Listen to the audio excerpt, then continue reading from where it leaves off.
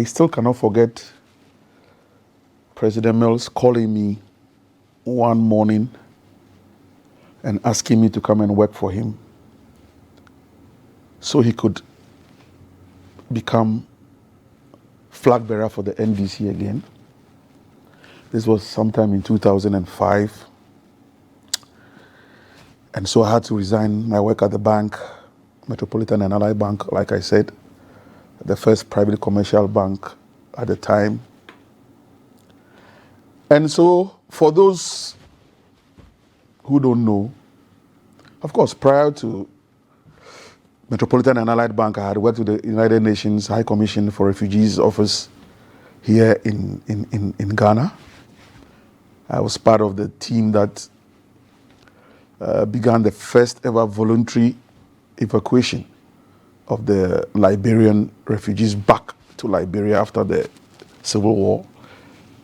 Pari passu, the Sierra Leonean refugees were now coming in because their war had just begun, and then so a combination between the United Nations High Commission for Refugees, the Ministry of Interior, the Ghana Immigration Service, NMP, the National Mobilization Program, that was the group that worked with refugees here in Ghana.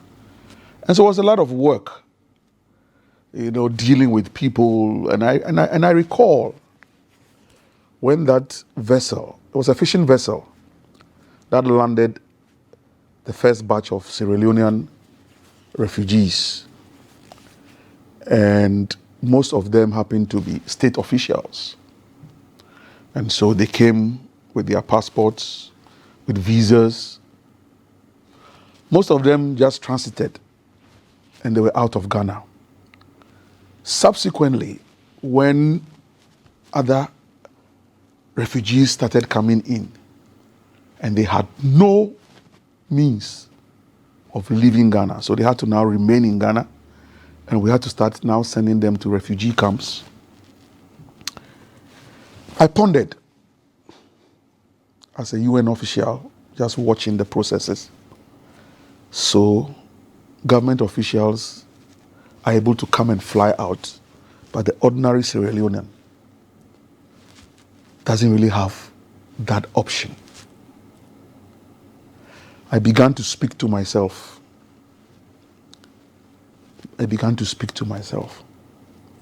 That's how come when years down the line I mainstreamed myself in politics.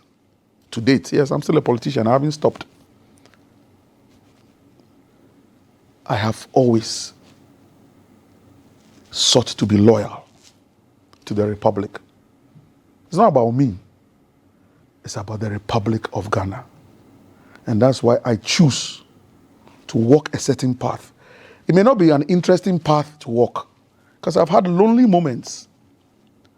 But in those lonely moments, my deep faith in God and my self-belief is what keeps me going, because that's precisely the path on which President Mills walked. It's not a popular path.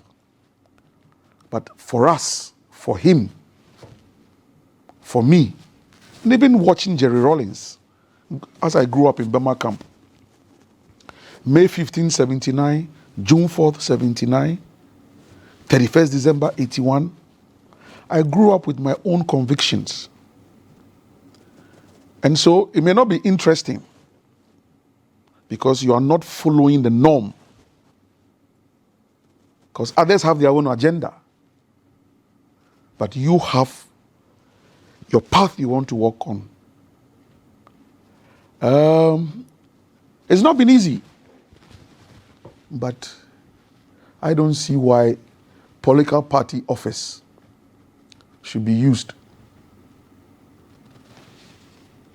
to disadvantage those who give you the opportunity to serve. And President Mills stood for that. I sat in cabinet meetings with him, thanks be to God.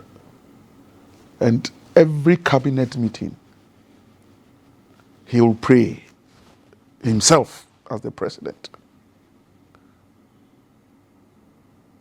After, he will pray. In the morning, he will pray in his room. When we get to the office, he will pray, and the prayer was very short. God, the country belongs to you. I am just a vessel. Use me that your name will be glorified. Whatever challenges will come today, Father, please help me sail through. Amen. And when people sought to mock him because of politics, and it's a bit sad when people decide to debase politics to that level. So at a point, even it's a crime to pray to God. Yet we've forgotten that in our national anthem and in our national pledge, the God factor is there. So if there's a president who decides to invoke the strength of the God factor in both the anthem and the pledge, and you laugh at him, you are laughing at your own ignorance, because God bless our homeland Ghana, make our nation great and strong, bold to defend forever the cause of freedom and of right. Fill our hearts with true humility, make us cherish fearless honesty, and help us to resist oppressors' rule with all our will and might forevermore. I promise on my honor to be faithful and loyal to Ghana, my motherland. I pledge myself to the service of Ghana with all my strength and with all my heart. I promise to hold in high esteem our heritage won for us through the blood and toil of our fathers. And I pledge myself in all things to uphold and defend the good name of Ghana. So help me God. So in the anthem, God is the first word.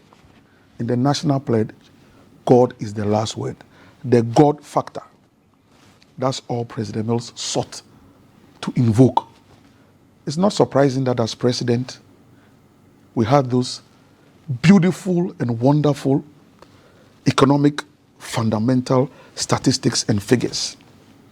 Over 34 months, single-digit inflation, stable currency, an economy that was burgeoning, job creation, infrastructure expansion, building a strong and resilient economy. And let's not forget, at that time, single spine had been introduced. So, public sector wages had gone up exponentially, yet the fundamentals were stable. Who says that the God factor was not at work? And people shouldn't think that he was just calling God and going to bed. So like I said, he sat through cabinet meetings, alert throughout, and had his own personal economic advisory team, which was independent of the what you people know as the economic management team, which seems a bit statutory. This was an economic advisory team made up of his own friends and peers and contemporaries. At the beginning of it, the late Goben Nankani was the chairman of that advisory committee. And these were persons who were his schoolmates, contemporaries, working gratis for their friend, brother, and colleague who was now president. Commitment to the state. Goben Nankani was the chairman. The late Joel Hyde was there. Dr. Seth Abolo was there. Professor Affol, President Mills' brother-in-law, married to President Mills' elder sister at the time, Auntie A.M.I, was also there. Ishmael Yamson was there. Of course, Dr. Dufo, the finance minister, was an integral part of it. And that's how that team,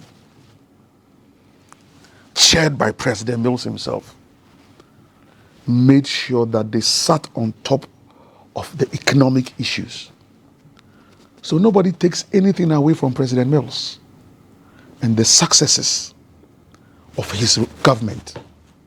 He was on top of it, and every success that accrued within that period of his presidency shall be duly credited to him. Nobody takes that success. Nobody. The heavy infrastructure expansion across sectors, hospitals, schools, road network, Just name it. And so, who takes the success away from President Mills? It's an exercise in futility. If you think that you can take the success away from President Mills. I mean, some of us know the story so well that we will tell it, and we are telling it now. Nobody will take President Mills' success away from him because he worked hard for it. Not only worked hard, but he prayed. And God listened to his prayers. God listened to the prayers of John Evans Atta Mills.